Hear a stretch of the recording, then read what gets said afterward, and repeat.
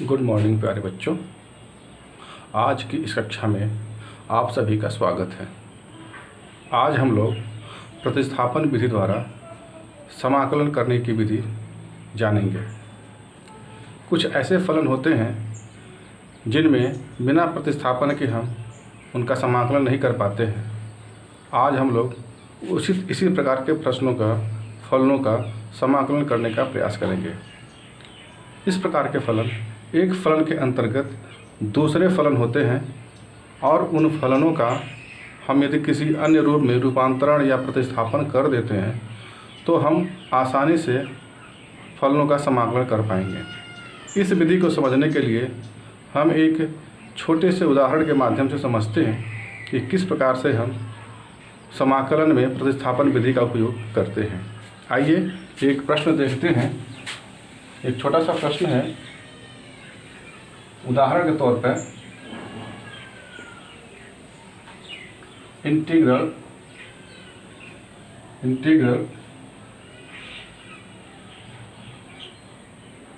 1/x plus x log x dx इस प्रकार एक फलन है। इसका हमें समाकलन करना है। निश्चित रूप से यह साधारण विधि के द्वारा इसका समाकलन संभव नहीं है। तो आइए हम लोग देखते हैं कि इसमें किस प्रकार से प्रतिस्थापन करेंगे जिससे कि हम लोग इस फलन का समाकलन कर पाएँ। आइए यहाँ पर देखा जाए। हम इसको यदि आगे बढ़ाते हैं तो समाकलन करने योग्य या प्रतिस्थापन करने योग्य इसे हमें बनाना होगा। तो इंटीग्रल dx डिवाइडेड बाई, यदि नीचे x कॉमन लेते हैं तो 1 प्लस log x। इस प्रकार दो फंक्शन मिलते हैं, एक x और एक 1 प्लस log x, और दोनों मल्टीप्लाई के रूप में हैं। कुछ फलन के अंदर होते हैं, उसमें भी हम प्रतिस्थापन विधि का उपयोग कर सकते हैं। यहाँ पर हम प्रतिस्थापन किसका करेंगे? हम ये मानेंगे कि 1 प्लस log x एक अलग फंक्शन t के रूप में मानते हैं। तो लिखते हैं यहाँ पे माना t is equal to 1 plus log x। अभी हम मानते हैं तो इसका फ़ायदा क्या होता है, आइए हम इसे देखते हैं। यहाँ पर जो हमारे पास इंटीग्रल है वह dx के रूप में dx के रूप में हमें इसको समाकलन करना है। लेकिन यहाँ पर जब हम इसको x को t के रूप में मान ले रहे हैं तो अब यह t के रिस्पेक्ट में इसका समाकलन होना चाहिए, यानी कि यहाँ पर dt होना चाहिए।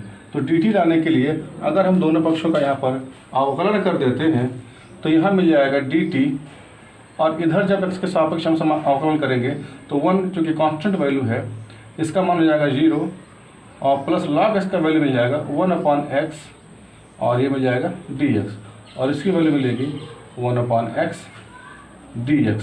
अब यहाँ पर 1/x dx हमें मिलता है कि 1 dx अपन x इस पूरे की जगह पर हम dt वैल्यू रख सकते हैं, और 1 प्लस एक log x की जगह पर हम वैल्यू रख सकते हैं t। तो ये जो हमारा समाकलन है वह कुछ इस प्रकार से बन जाता है कि इंटीग्रल dt बटे t। अब 1/t का इंटीग्रल समाकलन हम जानते हैं कि log होता है, log या फंक्शन log t और plus constant of integration c हमको लिखना है। लेकिन t हम माने हुए हैं 1 प्लस log x के रूप में, तो इसका जो आंसर आएगा, अब t की जगह पर 1 प्लस log x रख देंगे तो ये मिल जाएगा हमें log 1 plus log x plus c। ये छोटा सा एक उदाहरण है जिसमें हम लोग प्रतिस्थापन के द्वारा समाकलन करने का प्रयास किए हैं। आइए एक और फलन देखते हैं, एक और उदाहरण देखते हैं, ताकि आपको और अच्छी तरह से स्पष्ट हो जाएगा कि समाकलन में किस प्रकार से हम लोग प्रतिस्थापन विधि का उपयोग करते हैं। आइए आपके सामने एक प्रश्न है। Integral x³ - 1 to the power 1/3 into x to the power 5 dx। अब हमें यहाँ पर किस फलन का प्रतिस्थापन करना है इसके बारे में सोचना हमें पड़ेगा। तो देखिए, यदि हम लोग x cube minus one equal to t मानते हैं तो यहाँ पर तो एक्स स्क्वायर, इसका अवकलन फिर करना पड़ेगा, तो एक्स स्क्वायर आएगा, वो इसमें कुछ है नहीं इस तरीके का पद। तो हम क्या करेंगे कि एक्स पावर 5 है, इसको दो भागों में डिवाइड कर देंगे इसको, और ये वैल्यू हमें मिल जाएगी। दो भागों में करने के बाद हमें मिल जाएगा कि x cube minus one two the power 1/3 into x cube into x square D x. इसको दो भागों में हम कर देते हैं। अब हम इसके बाद से प्रतिस्थापन मानते हैं कि x cube minus one is equal to T, तो हम इसका आसानी से समाकलन कर पाएंगे। तो देखिए इसके लिए क्या माना जाता है, माना x cube minus one is equal to t. अब दोनों पक्षों का अवकलन करने पर तो यहाँ मिल जाएगा हमें 3x स्क्वायर डी एक्स, और इसकी वैल्यू 0 हो जाएगी, is equal to D T. तो X square D X is equal to 1/3 D T, यह वैल्यू हमें मिल जाएगी। तो इस एक्स स्क्वायर डी एक्स की जगह पर हम रख सकते हैं 1/3 डी टी, और इस एक्स क्यूब की जगह पर फिर हम रख सकते हैं, यहाँ से वैल्यू हमें मिल जाएगी x cube is equal to t plus 1, हमें वैल्यू मिल जाएगी। और एक्स क्यूब माइनस 1 को पावर 1/3 की जगह पर हम रख सकते हैं टी पे पावर 1/3। तो यह कुछ इस प्रकार से हमारा फंक्शन मिल जाएगा कि t to the power 1/3 into x cube जगह पर t plus 1 into d t by 3 हमें इस प्रकार से प्राप्त हो जाएगा। अब हम चाहेंगे तो 1/3 को बाहर कर सकते हैं, तो ये मिल जाएगा 1/3 इंटीग्रल। अब इन दोनों फलनों का आपस में जब गुणा कर देते हैं तो टी टू द पावर 1/3 यहाँ पर है, यहाँ पर 1 है, तो हमें मिल जाएगा t to the power 4/3 plus t to the power 1/3 और इंटू डी टी। अब इन दोनों फलनों का हम अलग अलग समाकलन कर सकते हैं। तो is equal to 1/3 integral t to the power 4/3 d t plus integral t to the power 1/3 D t. ये हमें फलन प्राप्त हो जाएगा। आगे जब हम इसका समाकलन करेंगे तो हम जानते हैं कि टी टू द पावर 4/3 का समाकलन मिल जाएगा t to the power 4/3 plus 1 divided by 4/3 plus 1, और प्लस इसका समाकलन मिल जाएगा t to the power 1/3 plus 1 divided by 1/3 plus 1, और plus constant of integration c is equal to 1/3। इसकी वैल्यू को जब सॉल्व करेंगे तो हमें मिल जाएगा 3/7 टी टू द पावर 7/3 धन ये मिल जाएगा हमें 3/4 टी टू द पावर 4/3 धन c इज इक्वल टू, अब 1/3 को अगर हम अंदर मल्टीप्लाई कर देते हैं तो यहाँ मिल जाएगा 1/7 टी पर घाते 7/3 धन 1/4 टी टू द पावर 3/4 और प्लस c। क्योंकि यह टी में आया हुआ मान है, लेकिन हमारा जो प्रश्न दिया गया वो एक्स में दिया गया है, इसलिए टी की वैल्यू यहाँ से जो माना गया है t is equal to x cube minus 1 वो रखना पड़ेगा हमें। तो हमारे पास जो मान मिलेगा 1/7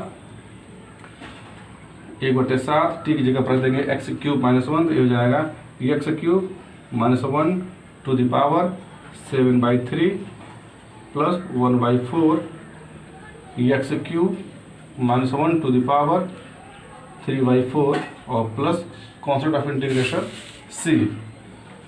इस प्रकार से हम लोगों ने देखा कि कितनी आसानी से प्रतिस्थापन के द्वारा हम लोगों ने प्रश्नों को हल कर लिया। आइए एक और उदाहरण हम आपके सामने रखते हैं। एक उदाहरण बहुत ही महत्वपूर्ण उदाहरण है, यह परीक्षा में अक्सर पूछा जाता है। तो इसका यह है integral e to the power 2 to the power x e power 2x minus 1 divided by e power 2x plus 1 into d x. इसमें किसको t माना जाए यह अभी स्पष्ट नहीं है, इस पर टी मानने के लिए हमें इस पर कुछ काम करना होगा। तो वह काम कुछ इस प्रकार से हो जाएगा कि integral e to the power, अगर देखिए ई पावर 2x है तो एक ई पावर x कॉमन ले लेते हैं यहाँ से ऊपर से, तो ई पावर x कॉमन ले लिया हमने। अब ई पावर 2x है तो यहाँ पर बचा हमारा ई पावर x माइनस, यहाँ पर तो है ही नहीं, इसका मतलब ई पावर माइनस x यहाँ पर आएगा।